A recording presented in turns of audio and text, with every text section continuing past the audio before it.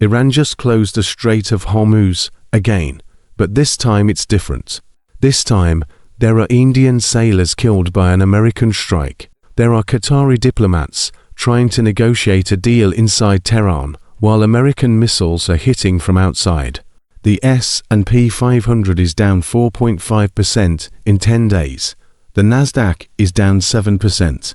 And 20% of the world's entire oil supply is sitting still on tankers anchored in a strait that is 33 kilometers wide at its narrowest point, waiting for someone to blink first.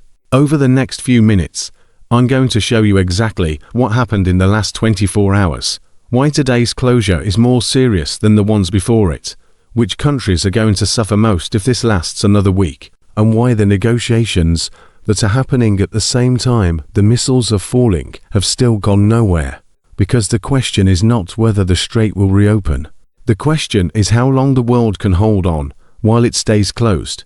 And the answer to that question is very different depending on where you live. Here is what we know. In the early hours of Wednesday into Thursday, the United States launched a new round of strikes against multiple targets in Iran. CENTCOM said the strikes were in response to Tehran's continued and unwarranted aggression. The attacks ended just before sunrise in Iran. Hours later, Iran retaliated with missiles against Kuwait, Bahrain, and Jordan, and made the announcement markets had feared most. The Strait of Hormuz is closed to all maritime traffic. CENTCOM immediately denied it, said the strait is open and the US Navy is guaranteeing safe passage. Both statements cannot be true at the same time, and the way this gets resolved in practice is not through official declarations. It gets resolved by ships trying to pass through, and by what happens to them when they do. But before we talk about the strait, I need to talk about what happened to the MT Settebello. This is an oil tanker flying the flag of Palau.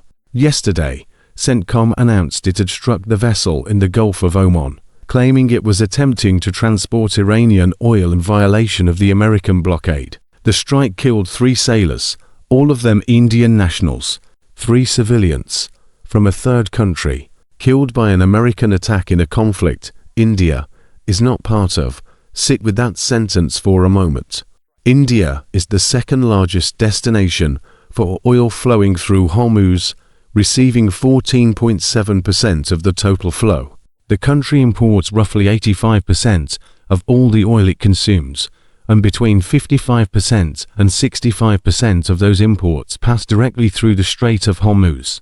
India is structurally dependent on this route, and now there are Indian citizens dead from American-friendly fire on a ship that was trying to transport oil to fuel the Indian economy.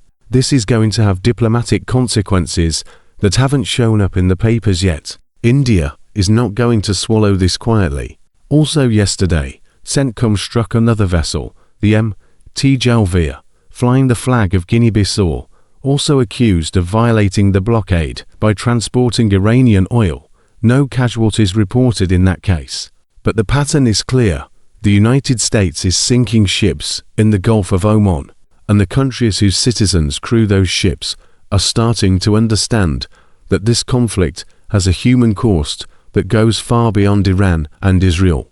Now let's talk about the strait itself, because the number I'm about to give you is the most important one in this entire conversation. 20%, 1 in every 5 barrels of oil the entire world consumes passes through the Strait of Hormuz. That is not a metaphor. That is not an estimate. That is the physical route through which oil from Saudi Arabia, the UAE, Kuwait, Iraq, and Iran itself gets loaded onto tankers headed for Europe, Asia, and the United States. The strait is 33 kilometers wide at its narrowest point. It is monitored by satellite, by drones, by warships from 5 different countries, and Iran, which has coastline on one side, can make this route unusable without physically closing anything. It just has to attack the ships that try to pass. That is what is happening.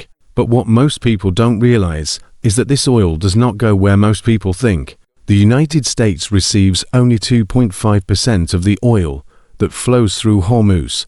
The country is a net energy exporter. When the strait closes, Americans feel it in prices. but the structural economy doesn't break overnight. Now compare that to Asia. China, 37.7% of all Hormuz flows go there, by far the largest destination. China imports more than 11 million barrels per day, and more than half of that comes from the Middle East, and it buys more than 90% of all the oil Iran exports, which means China has a simultaneous interest in keeping Iran financially viable and in keeping the Strait open. Those two things are now in direct conflict. India, 14.7% of the flow, third largest oil consumer in the world, strategic reserves equivalent to only 10 days of consumption. Very little room to absorb prolonged disruptions. South Korea, 12% of the flow, imports virtually all of the oil it consumes.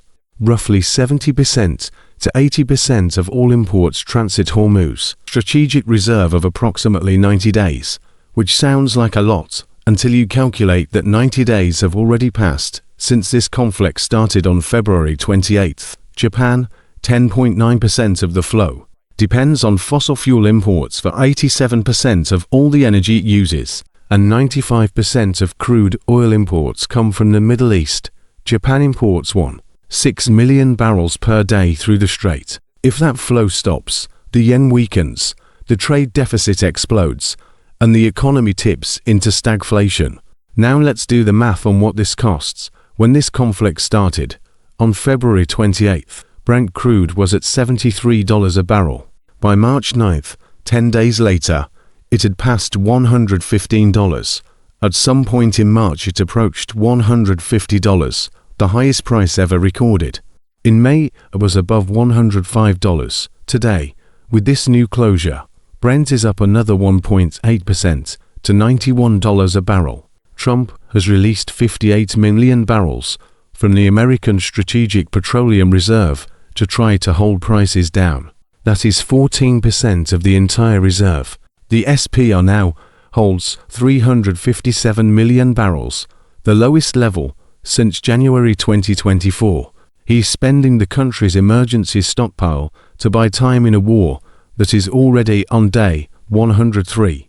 The planet consumes roughly 100 million barrels of oil per day. Every dollar added to the price of a barrel costs the world roughly $100 million per day. Higher import bills, a $30 increase, which has happened multiple times during this conflict, represents $3 billion per day being pulled out of consumers' pockets and transferred to whoever still has oil outside the Gulf per day. And it does not stop at oil. Expensive oil raises the price of shipping. Expensive shipping raises the price of everything that needs to be moved. It raises the price of fertilizer, which is made from natural gas that also transits Hormuz. It raises the price of food, because more expensive fertilizer means more expensive crops. UNCTAD has already warned that developing countries with limited fiscal space will feel this cascading cost chain disproportionately. Goldman Sachs modeled the worst case. If the closure persists for another month, oil could surpass the all-time record of $150 a barrel. Gulf countries have already cut production by 6% because local storage is full and there is no way to move supply out. When storage fills up, production stops, and when production stops in countries that depend on oil to function, the stability of those countries starts getting questioned in other ways. Now the most complicated part, the negotiations. This conflict could have ended several times, and every time it looked like it would end, it didn't. On April 8th, Pakistan brokered a 2-week ceasefire. Hormuz was partially reopened. It looked like there was a way out. Then Iran closed it again on April 18th, claiming the American blockade was continuing, which Tehran said rendered the ceasefire meaningless. In May, Trump said the deal was largely negotiated. Days later, he rejected the Iranian response as totally unacceptable. Pezeshkian posted on X, "We will never bow our heads before the enemy. If there is talk of dialogue, that does not mean surrender." Trump responded by demanding unconditional surrender. That has been the American position since March 6th, when the president publicly stated he would only accept Iran's unconditional surrender. Think about that phrase. Unconditional surrender. That is the exact term the Allies demanded from Japan and Germany in 1945, after years of total war. Trump is using that term for a country that is still launching missiles, that still has territory, that still has a government, that still has an army, and that still controls the coastline of one of the most strategically critical straits on the planet. That is not a starting point for negotiation. It is a position that makes negotiation structurally impossible as long as Iran has anything left to offer as resistance. And yesterday, while Qatari diplomats were inside Tehran trying to find some kind of exit, American missiles arrived. The negotiations did not stop the strikes. The strikes did not stop the negotiations. Both are happening at the same time, in parallel, as if the other will give in before being forced to. Sources said today that both countries are still on track for a deal. Those same sources have been saying that since March, the deal has not arrived. So where are we? Day 103 of a conflict planned to last 4 days. The Strait of Hormuz closed again, with both sides saying opposite things about the actual status of navigation. 3 Indian sailors killed by an American strike. The S&P 500 down 4.5%. Since June 2nd, the Nasdaq down 7.1%. Brent at $91 after having been near $150. The American Strategic Reserve being drained. Goldman Sachs projecting $150 oil if this lasts another month. Japan looking at the strait and seeing 95% of its oil imports on the other side. South Korea calculating how long its 90-day reserves will last. China buying Iran's oil with 90% of the total flow, but needing the strait open to sustain its own economy. And Trump demanding unconditional surrender from a country that is still launching missiles. That is the deadlock. It is not a secret.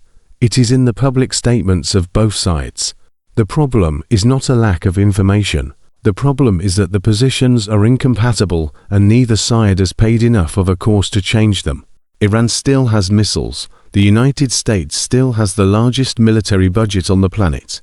And the entire world is paying the bill for a deal that nobody seems willing to sign. Somewhere in the narrow stretch of water between Oman and Iran, dozens of tankers are anchored and waiting for an answer that neither side appears willing to give, while the world pays the bill.